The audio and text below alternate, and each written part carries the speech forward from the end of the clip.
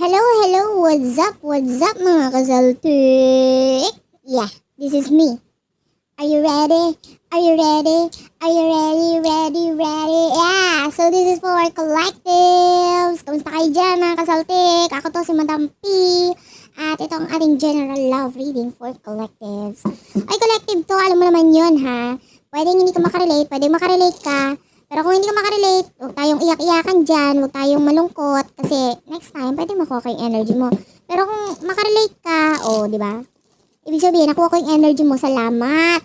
Lalo na kung maglalike at magko-comment ka, hindi ka madamot, di ba?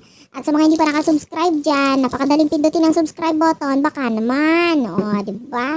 I love you, salamat sa mga nag-subscribe. At patuloy na nagtitiwala at naniniwala sa akin.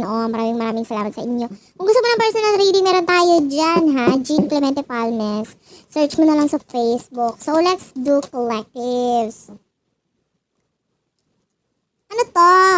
Bawal to. Huwag ka nagmo-move on. Dapat nasasaktan ka lang. Hindi, yung iba sa inyo pwedeng nag-move on ka or naka-move on ka na actually. Sa past mo, sa past person mo. Nakikita natin, naalala mo siya pero naiiyamot ka na lang sa kanya. Parang, ba't ba ako pumatol sa pangit na yun? May ganong energy. Yung parang, wala yata ako sa katinuan na. Nagayuma siguro ako. May ganong energy. Yung iba sa inyo, na-realize mo kung ano yung mga pangit. Hindi man literal sa pagmumuka. Pero yung iba ganun eh. Di ba? Nasa pagmumuka ang problema. Pero yung iba, pwedeng sa pag-uugali, sa katinuan, parang, oy, quits lang naman kayo, wag kang hindi ka rin naman matino, di ba? Na yung iba sa inyo, bakit yung pumatol dito? Ganito ako, ganyan siya, ganito. Nadi-differentiate mo ngayon kung kailan wala na. Natikman na, wala na tayong magagawa, hindi na pwedeng ibalik yung mga laway na yan. Nagigets mo? So ngayon mo na-realize, di ba? Kung kailan panis na, Sino ba tong person na kakonect mo? Yung iba, naka-move on na yung iba. Eto na, nag-move on na, kinatop mo na, ayaw mo na, ganyan. Hindi to para sa lahat. Pwede magkapalit-palit ang roles, ha? So, you're dealing with an ex, someone from the past na, diba? Bakit ka pumatol sa monster? Parang ganun ang energy mo. So, sino ba to monster na to? The High Priestess. The Nine of Swords. Soulmate mo siya. Wala kang magagawa, soulmate mo tong person mo. Kumbaga, dapat lang talaga siya dumating sa buhay mo kasi para maranasan mo siya kung anong experience, kung anong feeling. Masaya ba? Masarap ba? Parang no choice ka talaga. Dapat ka talaga. Either kasi kaya siya dumating sa buhay mo para maranasan mo yung, anong tawag dito? Yung, kumbaga, lesson lang. Para matutunan mo yung buhay mo. Kumbaga, kasi once na may dumating na tao sa buhay natin, yung iba dyan, kaya dadating, para guluhin lang yung buhay mo, tapos marami ka realization pag alis niya. Parang karmic person ba? Ganun ang energy ng person mo eh. Toxic, pero dapat lang talagang dumaan ka doon sa toxic na yun para maging lesson at nakapasa ka. Kasi nakaalis ka na sa kanya eh. Ganun ang energy. Ngayon, ito si person mong toxic na mukhang monster. Okay, and Beauty and the Beast ang lagay nyo dito. Itong monster na ito, namumblema ngayon, nalulungkot na sasaktan. Isip ng isip, with the 5 of swords dahil sa nangyari sa inyo. Kasi umalis ka eh. Ba't ka kasi umalis? Mapakla ba? Ano ba talagang, anong lasa? Anong connection nyo? Diba? Pwede hindi mo masyadong na-enjoy to. Or basta, mga more on negative ang nasa isip mo ngayon eh. Alamin natin nga, ano ba ang nasa isip nitong person na ito towards you. Ay, the star. So, ayan, tapos bottom of the deck is the 4 of swords. Ang nasa isip niya ngayon, ang laki na nawala sa kanya. Ano ba kasi nangyari? Teka, mamaya natin kukunin kung ano nangyari. Kunin muna natin yung nasa isip mo sa person na ito.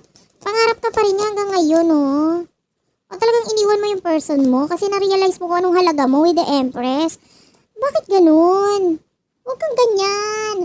Napakasama mo naman tao. Ikaw ang kontrabida dito. Porque na-realize mo ang ganda-ganda mo, ang pogi-pogi mo, hindi ka para sa kanya. Ganun. Ay, hindi, yung iba sa inyo, hindi literal sa pagmumuka, ha? Okay? Pwede yung halaga mo lang. Parang realize mo, ay, dapat sa akin, hindi ako dapat pumatol dito. Isa siyang dukha. Dapat prinsipe or prinsesa ang pinapatulan ko, di ba? Ang sarap mong kutusin sa part na yon. But anyway, hindi para sa lahat yan ha. Pwedeng nakita mo lang yung halaga mo, na parang alam mo itong person na ito, hindi dapat sa'yo. Lalo na nga kung mukha siyang monster, o di ba? Mukha talaga ang batayan. Anyway, ano ba nangyari? Gusto natin makuha kung ano nangyari. Kunin muna natin yan. The Knight of Swords, Gemini, Libra, Aquarius, the Queen of Pentacles, the Six of Pentacles, and the Five of Cups. Okay. In the past, ito yung nangyari ha. Pwede nagkaroon ng pagtutulungan sa inyo. Yung iba pwede pagtutulungan sa pera, pagtutulungan sa, negosyo, ganyan, or may kinalaman sa pera. Pwede pagtutulungan sa pagbabayad ng mga kautangan, pagbabayad ng upa, ganyan. May mga ganon, pagtutulungan na may kinalaman sa pera. O, gets? So, pwedeng iba sa inyo may pagli-live-in pang naganap. Nako, Diyos me, kaya naman pala. Ganyan. Ngayon, na-realize mo, nung nakita mo, or nakasama mo itong taong to, nako, parang ang dami ko sinayang sa buhay ko. Hindi ko para sayangin ang buhay ko dito sa abnormal na to. Ganon. So, na-realize mo talaga yung halaga mo nung nakasama mo na siya, nakilala mo na siya ng tuluyan. Ang ending, nagpatikim ka lang. O, di ba? Tapos na-realize ng person mo, ay, masarap. Tapos ikaw na-realize mo, ay, mapakla. O. Kasi sa inyo dalawa, siya yung gusto pang maghabol. Tapos ikaw parang, ay, sorry ha, ayoko na ha, ang pakla. Next. Parang ganon. Gets mo ba? Gets. O, di ba? So, anong emotion ng person mo ngayon? Dahil ngayon, iniwan mo siyang luhaan. Abnormal ka talaga sa part na ito eh. Ngayon ang person mo with the King of Wands, gusto pa talaga niya maghabol kahit alam niya masasaktan siya. Gusto niya pa ng chance kahit masasaktan siya. With over the Queen of Cups, iba sa inyo yung surrender. Parang ayaw mo na eh. Parang, hello? Doon na tayo sa ka-level natin.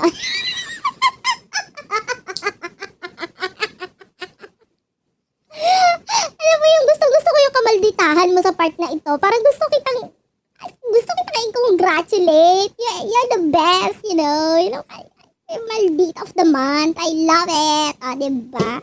Gusto ko yung energy mo na yan.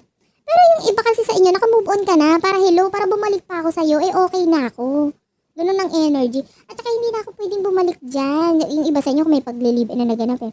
Nakapagbayad na ako dito ng down payment. Inuupahan ko ngayon. Hindi na tayo pwede magsama uli. Ay, hindi para sa lahat yun ha. Pero may nakukuha akong gano'n. May paglilipatan ng bahay, may pag-move out na. Di ba? Alam nga naman, alam nga naman sabihin ko doon sa landlord eh. Ay, cancel na po kasi nabalikan kami. Ano to? Di ba walang gano'n? O, di ba? So, gano'n ang energy. At saka iba talaga naka-move on ka na. What will happen in the near future? What will happen in the near future? For the both of you, ano mangyayari sa ating near future? We have the Temperance card, the Ace of Wands, and then one more card for our future, for our collectives. The Eight of Wands.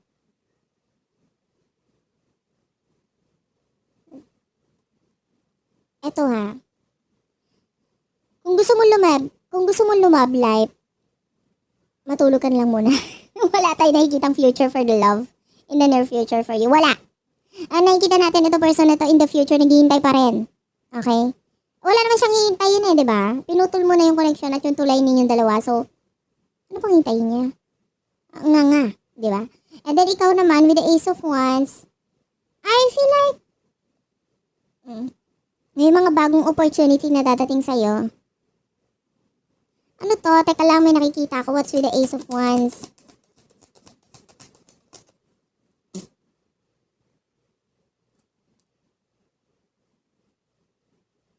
Hoy, may bagong connection na dadating pala.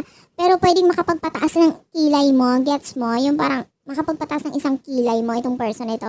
Kasi with the King of Pentacles, parang wala kang tiwala. Alam mo yon, yung parang